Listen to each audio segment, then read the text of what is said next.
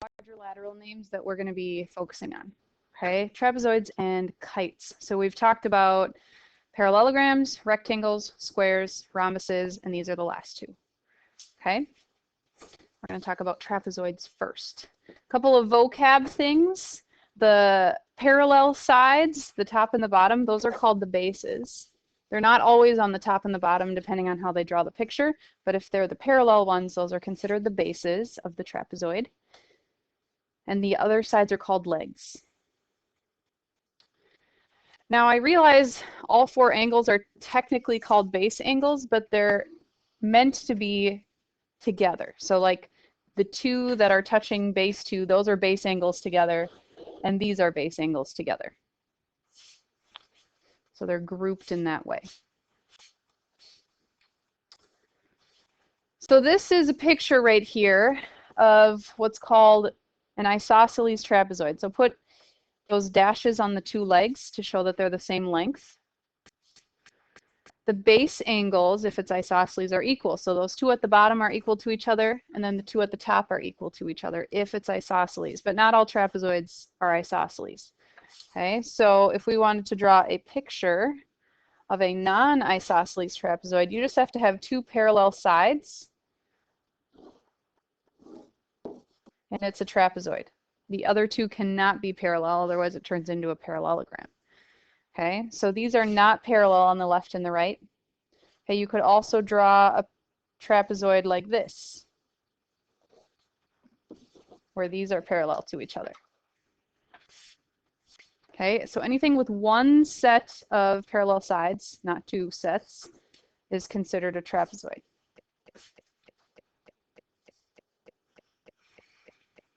Questions? So we're going to talk about some of the properties that go along with trapezoids. Now let's say this one is isosceles, so let's add the dashes to the two legs. So those are the same length. Let's talk a little bit about what I said on the last slide with angle measures. What do we know about angle A and D? Think about what we would know about those two. Okay, first let's say which ones are equal. Which two angles are the same? Okay, so these are the same, and these are the same, because it's isosceles. That's not true on all trapezoids, but on isosceles trapezoids it is true. So what do you think we could say about angle A with angle D? They're not the same. Both of them together equal 180. Yes. Okay, would that be the same for B with C? Okay, so they add to 180.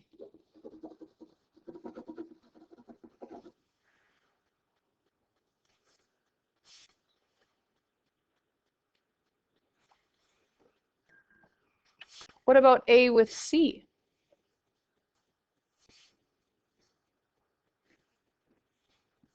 Let's say this angle right here was 80. How big would the top angle be, angle A?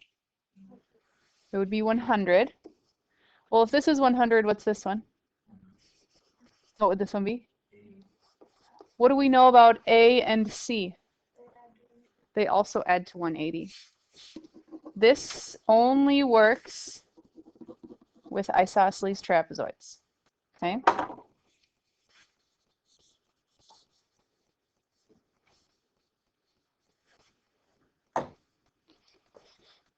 Okay.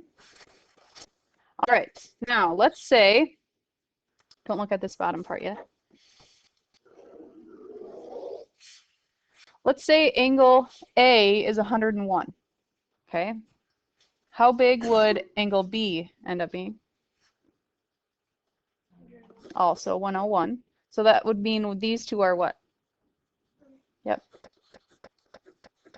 There's going to be questions just like that in the homework. They're really that easy, okay? Another property that's true only if you have an isosceles trapezoid, not a regular trapezoid, is that the two diagonals are going to be the same length, so you can set them equal to each other. So those two red lines are the same length. But that's only if it's isosceles.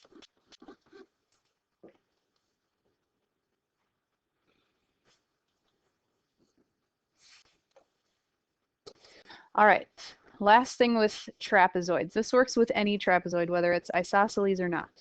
Okay, there's a mid-segment formula. So this formula right here is specific to the one above it because it has the letters on it. Okay, but if we wanted to write a general one, CD, this segment right here in the middle, that's called the mid-segment. Okay, so we'll write mid-seg is equal to 1/2 of two things added together. What would you call AB and EF? What are those called? They're the bases. Yep, we learned that on the first slide. Okay, so we have the one base and the other base.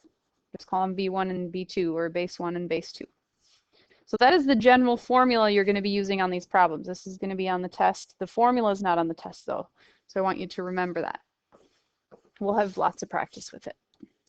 So we're going to use this formula to set up this problem. They're not all going to be this easy, so I'm going to make up an example down below. But we'll start with this one. So here's our... So we're going to set this up. The mid-segment is what we're trying to find. Okay, so let's put a variable on it. Let's say it's A.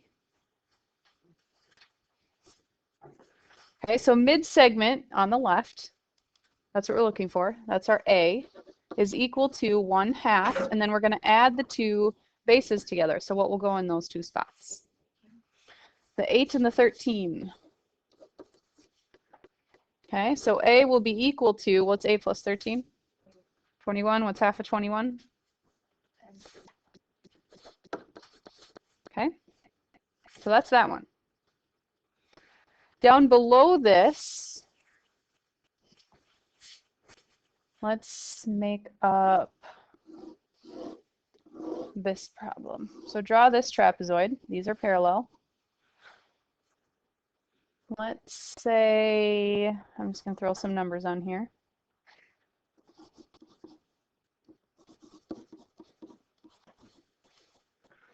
Let's say we had this. We want to solve for x. What's going to go here?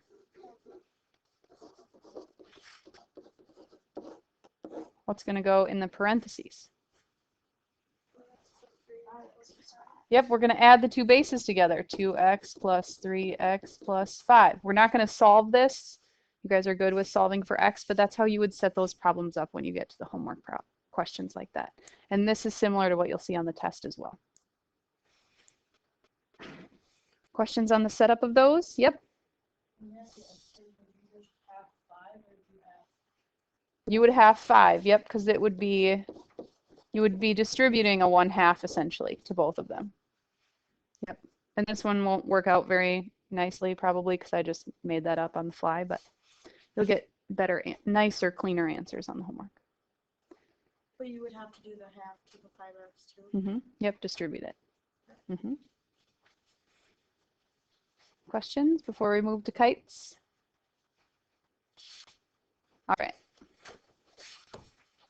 So here's what we know about a kite. Has 3 properties that we're going to focus on. Here's 2 of them.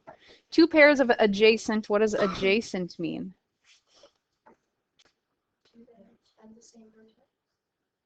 Yes, but in general, what is adjacent? If something is, yep, what? Next to. Okay, so we have 2 sides that are right next to each other that are the same, which isn't how parallelograms are, right?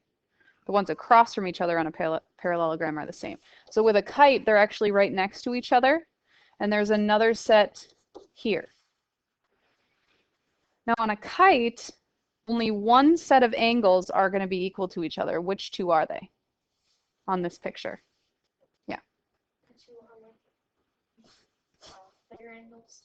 The right and the left. Okay, the ones in between those. Okay, so those 2 are always equal on a kite. The other 2 are not equal at all, ever. Okay. Here is the third property. The diagonals of a kite are perpendicular, just like a rhombus and a square. So on our picture down here, let's put that property. We know that we have 4 right triangles when we have a kite. That's going to come in handy when they ask us a question like this. Okay, we're going to label this picture. It's poorly drawn. The numbers do not match up with what the sides look like, but we're just going to go with it. So we've got RS, which is right here. That's 15. ST is 13. And SW is 24. Now, one property that I didn't mention is that we know something about how the diagonals get cut. What do we know? Do they both get cut in half? Do both of the diagonals get cut in half, though? This one and this one. One of them does, right? This one gets cut in half, but see this TR right here? Is that cut right in the middle? No, this is definitely longer on the bottom, okay? But this one does get cut in half, always. Okay, so if the whole thing is 24, then we can say each of these are 12. Questions on that? All right, our end goal is to figure out how long this other diagonal is. Ideas on how we could do that?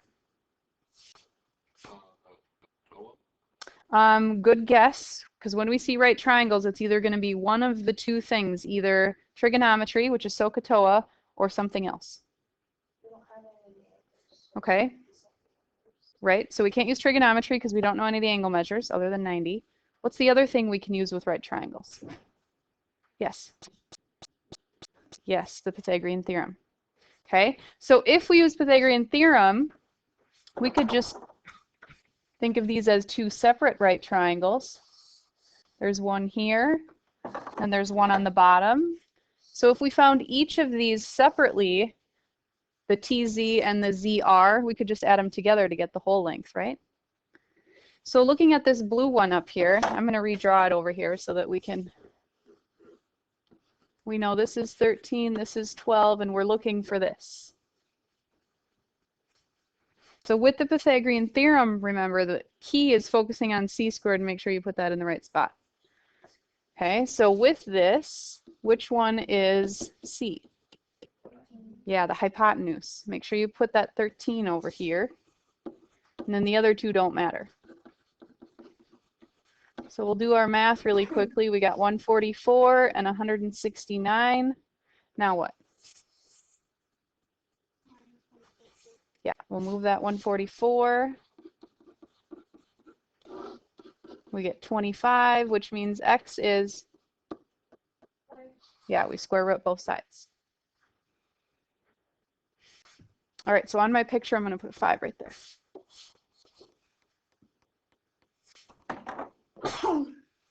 We also have that red triangle on the lower left corner over here. So I'm going to redraw that one out here.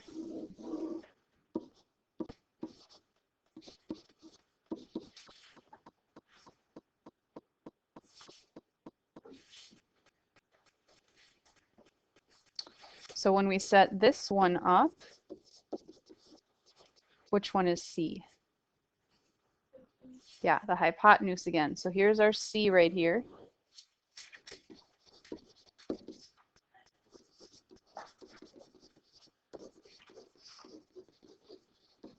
I believe this is 225. Subtract.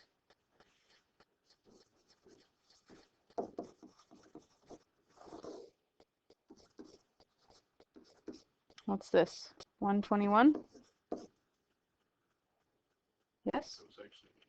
81. Bad math this morning. 81, which means this is 9. So let's go back up here. We know this is 9 now, which means it's very easy to find what they're asking us to locate. How long is that? Yep, 5 and 9 together gives us 14 for that diagonal. So in the homework and the test, they're not necessarily going to have you always finding those diagonals. Sometimes those are the numbers they're going to give you. So maybe they'll tell you this is 3, this is 4, this is 10, and they want you to find out how long these sides are. Okay, which would use the same process, the Pythagorean theorem. Okay, so just remember you always have right triangles on those, on kites. Questions?